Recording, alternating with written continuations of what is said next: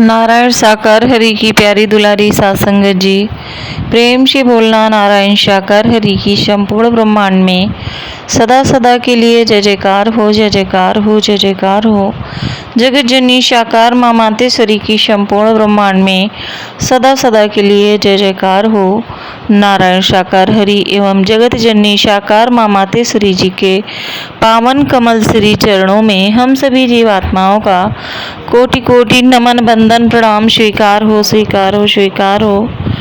आप समस्त हरिभक्तों के चरणों में इस जीवात्मा का कोटि कोटि प्रणाम स्वीकार हो, स्वीकार हो, स्वीकार हो। नारायण साकार हरि की प्यारी दुलारी सत्संग जी, जैसा कि आप सभी को पता ही है कि अगर हमारा विश्वास अटल हो, पक्का हो, सच्चा हो तो हमारी बिगड़ी बनाने, हमारी लाज बचाने स्वयं हमारे आराध्य श्री हरि आते हैं। इसकी प्रामाणिकता समय समय पर हर जगह सिद्ध होती रही है। चाहे वो ध्रुव हो, चाहे प्रहलाद हो, अपने भक्त की लाज बचाने के लिए चाहे खंभे से प्रकट होना हो, चाहे कहीं से, और श्री हरि आते ही आते हैं। प्यारी दुलारी सत्संग जी, ऐसे ही एक बहुत ही प्यारा सा मोटिवेशनल एक सच्चा प्रसंग है। प्यारी दुलारी सत्संग जी, बहुत समय पहले की बात है, जिस समय राजा रजवाड़ों का काल था। किसी नगरी में एक राजा था, वो श्री हरि का उपासक था, श्री हरि की पूजा करता था। जैसे कि प्यारी दुलारी सत्संग जी कि होता चला आया है पहले से ही कि निराकार की भक्ति के लिए मंदिर वगैरह बनाए जाते थे। प्यारी दुलारी सत्संग जी, वैसे ही राजा ने अपने राज्य में एक मंदिर बनवाया और उसमें एक पुजारी नियुक्त कर दिया पूजा पाठ करने के लिए वहाँ पर।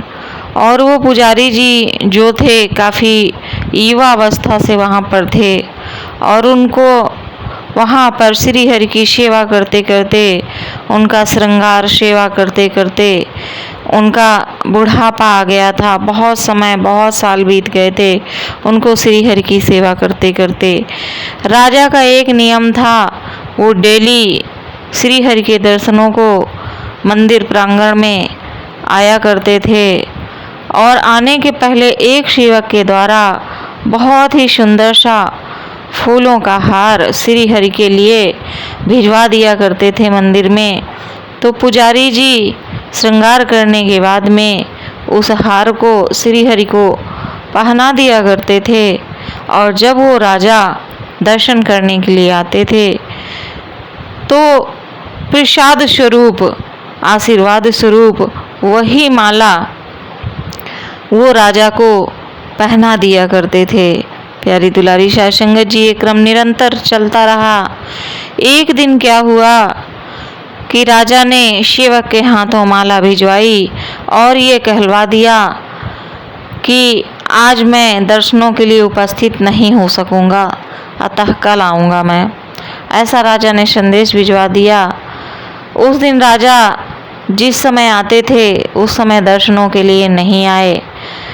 पुजारी जी के मन में एक विचार आया कि मैं इतने वर्षों से निरंतर श्री हरि की चरणों की सेवा करते करते, उपासना करते करते मैं वृद्ध हो गया और आज तक मुझे ऐसा सौभाग्य नहीं प्राप्त हुआ कि श्री हरि के गले का हार मैं आशीर्वाद स्वरूप पहन पाता।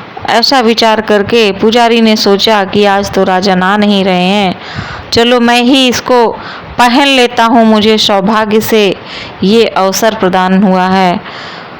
पुजारी जी ने उस हार को अपने गले में पहन लिया और जैसे ही पुजारी जी ने उस हार को पहना वैसे ही बाहर से आवाज़ आने लगी कि राजा पधार रहे हैं श्री हरि के दर्शनों के लिए। अब तो पुजारी जी के पसीने छूट गए, भय से थर थर कांपने लगे। बहुत बड़ा अपराध हो गया, अब क्या करूं मैं, ना इधर में ना उधर में, मैं अधर में हूँ। अब ये माला हरि को कैसे पहनाऊं और पहले से उतार रखी है तो राजा को कैसे पहनाऊं?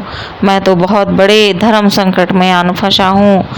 उसने श्रीहरि से क्षमा याचना की, चरण पकड़े और श्रीहरि के गले में वो माला दोबारा से पहना दी। राजा आए, राजा ने दर्शन किए, पूजा पाठ किया। पुजारी जी ने वो माला उतार करके राजा को पहना दी। राजा ने वो माला पहनी, उनकी निगाह माला की तरफ गई। उन्होंने देखा कि उसमें एक सफ़ेद रंग का बाल लगा हुआ है। राजा ने पुजारी को देखा, इसके भी बाल सफ़ेद हैं, वृद्धावस्था तो है ही इसकी।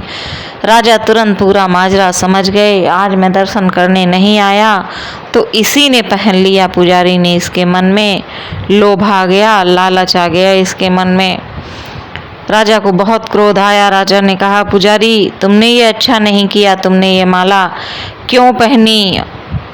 पुजारी कांपने लगा थर थर। उसने कहा, नहीं राजन, मैंने इस माला को धारण नहीं किया है और ये तो पका हुआ बाल श्री हरि का ही है। राजा ने कहा, तुम झूठ बोलते हो, भगवान के भी कहीं बाल पकते हैं क्या? तुम झूठ बोलते हो। मैं कल श्रृंगार के समय यहाँ पर आऊँगा और अगर मुझे बाल सफ़ेद ना मिले या काले बाल अगर मुझे मिले तो आप समझ लेना तुम्हें मृत्यु दंड दिया जाएगा। ऐसा कह के राजा चला गया वहाँ से और पुजारी जी रोते रहे, गिड़गिड़ाते रहे, हाथ पैर जोड़ते रहे। पुजारी जी पूरी रात रोते रहे श्री हरि से, हे भगवान, हे मेरे नाथ, हे दीनानाथ, मुझे बचा लीजिए। मैंने इतने वर्षों तक निरंतर आपकी सेवा की, आपकी पूजा पाठ की, आपकी सेवा की। मैंने कभी मेरे मन में लोभ मोह नहीं आया, सच्चे हृदय से मैंने आपकी सेवा की है। और आज पहली बार मेरे मन में जैसे ही लोभ आया कि आपके गले की माला मैं पहन लूं, आपका आशीर्वाद समझ करके आज मुझे भी मौका मिल गया है, वैसे ही मेरे मन में लोभ आने के पश्चात मेरी ये दुर्दशा हो गई है। मुझ पे कृपा करिए, कृपा निधान, हे दयालु भगवान, हे दीनानाथ, मुझ पर कृपा करें। ऐसा कह के पुजारी पूरी रात रोते रहे और रोते रोते वहीं पर वो सो गए श्री हरि जी के चरणों में।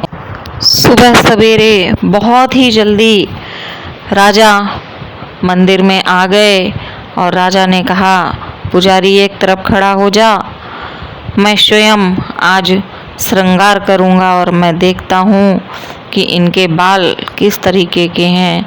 अब तो पुजारी थर थर कांपने लगा, एक कोने में खड़ा हो गया। सिकुड़ करके राजा ने श्रृंगार करना शुरू किया। राजा ने जैसे ही मुकुट उतारा, श्री हरि की छवि का देखा कि उसमें पूरे बाल सफ़ेद हैं। राजा ने सोचा, कहीं मूर्तियों के भी बाल सफ़ेद होते हैं क्या? और ये निश्चित मुझे लगता है कि दंड से बचने के लिए इस पुजारी ने ही इनको रंग कर दिया है, इनमें कलर चढ़ा दिया है। ऐसा विचार करके राजा ने एक बाल जोर से खींचा और उखाड़ लिया।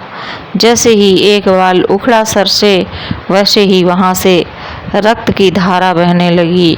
जैसे ही रक्त की धारा बहने लगी, राजा के तो आश्चर्य का ठिकाना ही न रहा और पुजारी के भी आश्चर्य का ठिकाना न रहा। पुजारी जोर जोर से रोने लगा और राजा बोला, ये कैसे हो गया?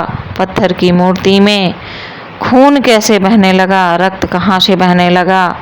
और ऐसा करके राजा बहुत ही ज़्यादा घबरा गया एकदम से। उसी समय मूर्ति से आवाज़ आती है कि ये राजन, तूने मुझे बनवाया, तू यहाँ पर अपने राजसी उसमें आया, अपना कभी लोभ मोह पद का त्याग तू कर नहीं पाया। तूने हमेशा मुझे मूर्ति ही समझा है, इसलिए तुझे विश्वास नहीं हो पा रहा है। तुझे ये नहीं पता है कि अगर आस्था सच्ची हो, विश्वास सच्चा हो, तो पत्थर में भी भगवान होते हैं, मूर्ति में भी प्राण होते हैं, एक निर्जीव वस्तु में भी प्राण होते हैं। अगर आस्था और विश्वास सच्चा है तो, और इस पुजारी की आस्था सच्ची है, इसकी लगन, इसकी निष्ठा, इसकी सेवा सच्ची है, जिसकी वजह से मुझे यहाँ पर तुझे इस तरीके से बताना पड़ा, ये रक्त की धारा मुझे बहानी पड़ी। अगर ऐसा नहीं किया होता तो इस पुजारी को तू प्राण दंड दे देता। इसकी सच्चाई साबित करने के लिए मुझे ऐसा करना पड़ा। जब उस मूर्ति से ऐसी आवाज़ आई तो राजा चरणों में गिर गया श्री हरि के और बार बार क्षमा मांगने लगा, और बार बार क्षमा पुजारी से भी मांगने लगा कि मैंने आप पर शंका किया, मुझे क्षमा करें, आप सत्य कह रहे थे। तो प्यारी दुलारी साध संगत जी, ऐसे ही अपने दीनानाथ भक्तवत्सल भगवान हैं, जो कि अपने भक्त की लाज बचाने के लिए जाने कहाँ कहाँ, कैसे कैसे, किस किस समय में आते रहते हैं, क्योंकि हर समय, हर पल, हर जगह जो विराजमान है वो स्वयं परम ब्रह्म परमात्मा नारायण साकार हरि ही हो सकते हैं। आपको ये प्रसंग कैसा लगा कमेंट करके ज़रूर बताइएगा। प्रेम से बोलना। नारायण साकार हरि की संपूर्ण ब्रह्मांड में सदा सदा के लिए जय जयकार हो, जय जयकार हो, जय जयकार हो।